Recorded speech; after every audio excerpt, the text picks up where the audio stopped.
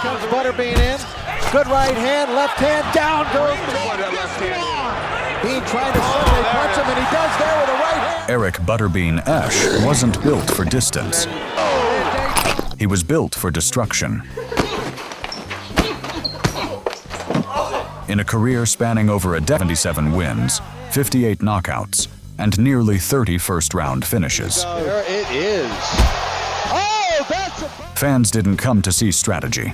They came to see chaos. A little bit like fun maker. So buckle up.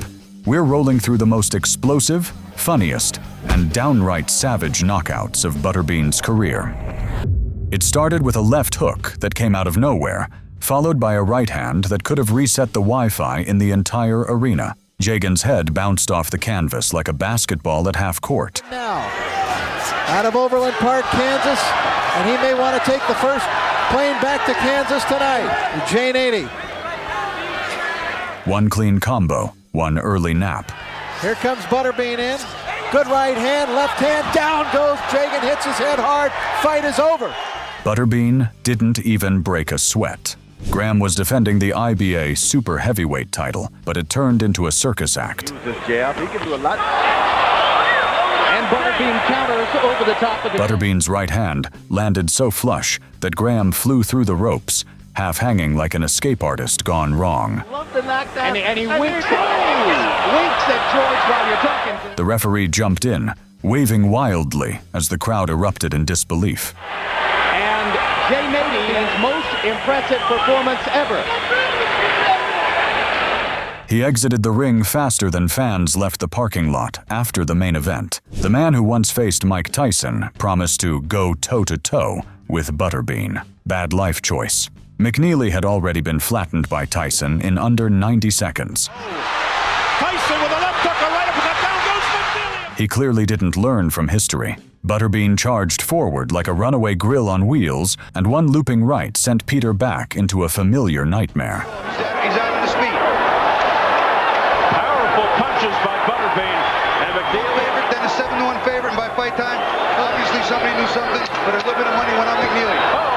McNeely's head back. Another uppercut. It's all Butterbean. McNeely ready to... As the referee waved it off, He steps in and stops the fight just before the bell. In the interviews that he's going to get a fight with Tyson because the people demand it. the crowd laughed and cheered, and Deja Vu hit harder than the punch. Baker blinked, and the fight was already over. Butterbean launched a short right hand that looked lazy until it detonated like a car crash. The punch landed with a thud that made the front row jump. Baker fell before the echo died. That's what he feels the fans like to see. He is all over his opponent, James Baker, and has him down. Fastest KO of the night. By the way, 1-5, has been knocked out in the first in his last 4 fights, and this one is over. The replay was longer than the fight itself, and twice as painful to watch. June 7th, 1996, Caesars Palace, Las Vegas. Under the desert lights, Butterbean walked in smiling like a man who already knew the ending. Clark tried to move, tried to jab, but Bean's pressure closed the distance in seconds. At 1:54 of the opening round, a single overhand right dropped Clark flat, and the crowd erupted before the referee even started counting. Oh, beautiful. Oh, boy. First knockdown of the fight, and it's Clark who goes down. Clark trying to fight back. Butterbean digging to the body.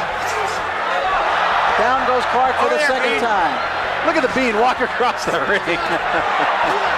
The men's business tonight. Good right hand by Butterbean. Clark trying to fight back. That's it.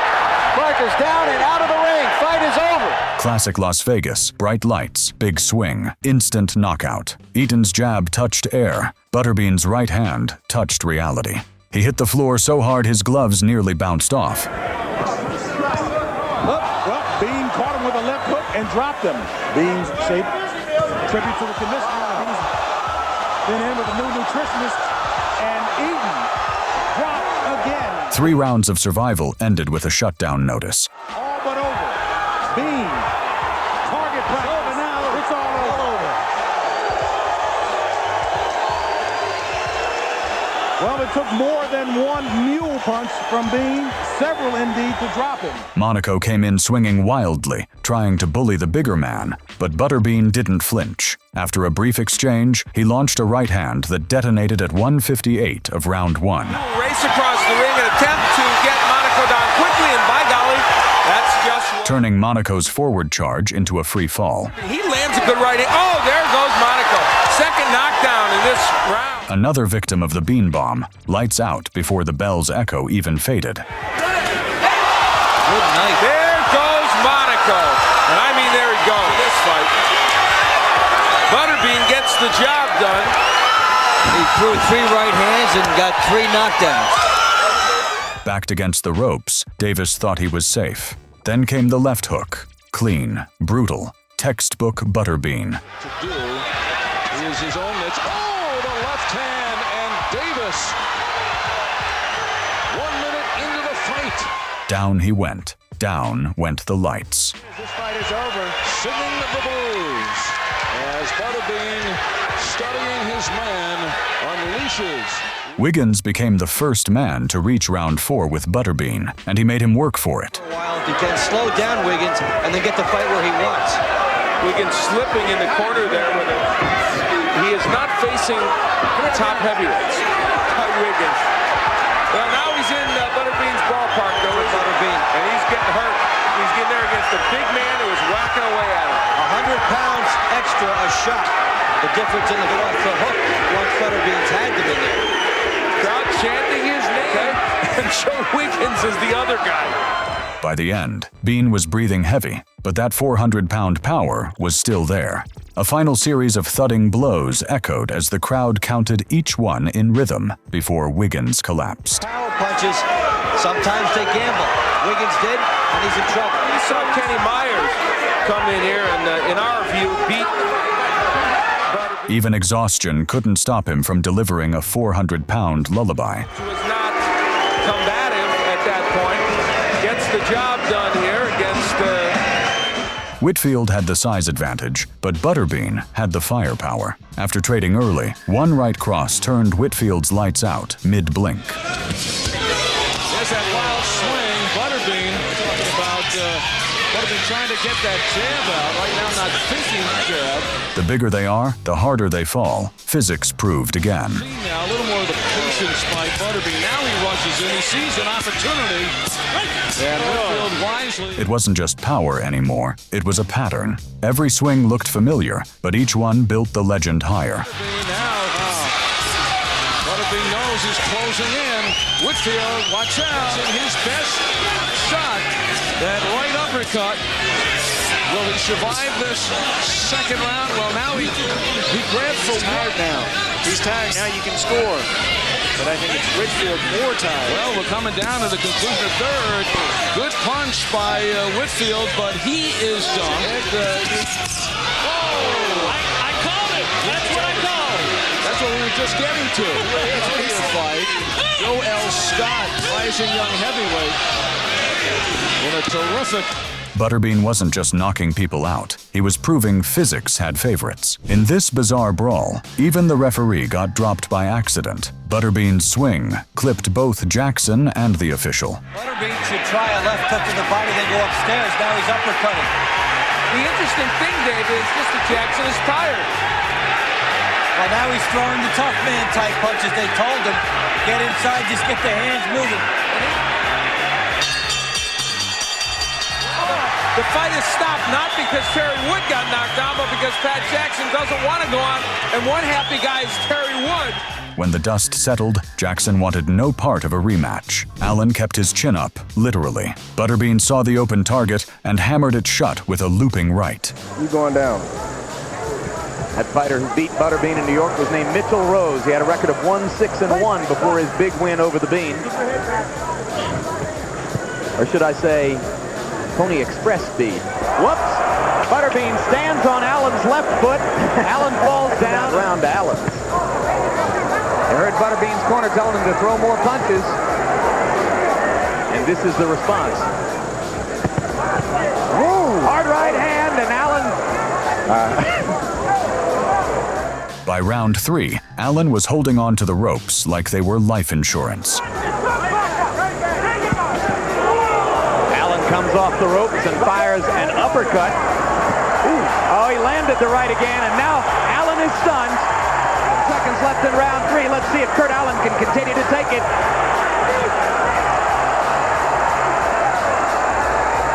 Allen not throwing back anymore as he leans over the rope. Jay Nady looking at him, and Nady's going to stop it. He brings... April 12th, 1997, at the Boutwell Auditorium in Birmingham, Alabama, Butterbean squared off against Ed White in a bruising encounter that lasted longer than most expected.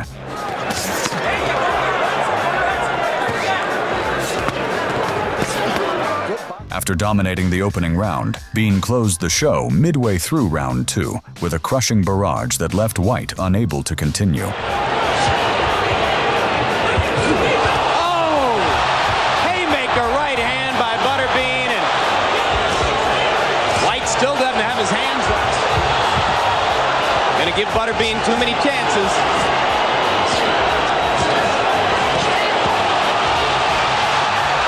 That'll do it. The referee waved it off at 1:14 of the second round, handing Butterbean another emphatic victory. Lindecker came in and built like he meant business, but Butterbean treated it like overtime pay. For 3 rounds, Bean stalked him, eating jabs like appetizers while plotting the main course. I've had no real power thus far, otherwise Being 300 pounds in those fights against Louis Monaco and his punches off. Don't forget. This is very... In round 4, he finally uncorked a right hand that sounded like someone slamming a car door on concrete. Lindecker dropped flat. The crowd exploded. Right hand puts Lindecker down. Consider basically he's a cruiserweight, but now he goes down just getting pounded too much to the body, and he finally weakened. Down goes Lindecker. Fight is over. And Bean just grinned like a man clocking out early from chaos. Finally got Lindecker out of there. Butterbean squared off against Kevin Talon in a short but rugged fight that turned into another highlight reel moment. Talon showed grit through the early rounds, but Bean's pressure was relentless. On September the 18th, he scored a third-round knockout against Bruce last year in Boise after having turned pro in '85. Let's be honest here. You got to get guys that are not real gift. One of them against Talon.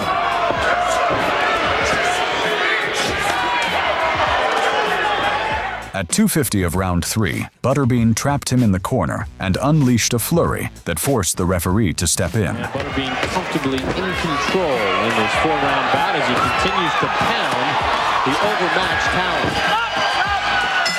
And Butterbean comfortably in control in this 4-round bout as he continues to pound the overmatched Talon.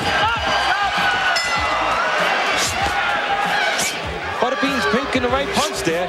He's got a guy in front of him who's covering up, so he brings the uppercut up. It's a little more exciting, though, when the opponent in front of him can nail him a little bit, like Funmaker, and Talon just can't.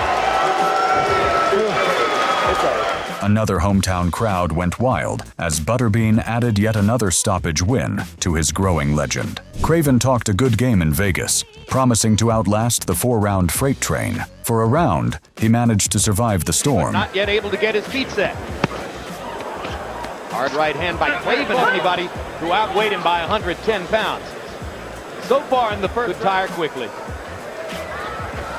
Yep, and as he slows down, this is Craven's avocation. His vocation is... whoa, a good right hand. Hard right hand, and Butterbean goads Craven with the hurt. But in the second, Butterbean turned up the heat like a fryer set to max. A barrage of short hooks had Craven stumbling across the ropes. A lot of time to train for the fight. Spent the last 12 days eating ice cream to try to get heavier. Much more stationary now, and more of a target for Butterbean's big shots. And there. That should produce more of this. Oh, but you got to work. Craven wobbling as he tries to get away. Craven's got to work. Back in Ellisville, Mississippi, Ken Craven's friends and family are saying... And the ref had seen enough. Bean raised his gloves, the crowd roared, and the IBA title stayed right where it belonged, in the hands of the man built like a wrecking ball with gloves. column in the Boston Globe, begging Bob Arum. The winner by TKO victory and still king of the 4-rounders, Butterbean. If you enjoyed watching pure power meet pure chaos, hit that like, subscribe, and stick around, because when Butterbean swung, the laws of motion needed a lawyer.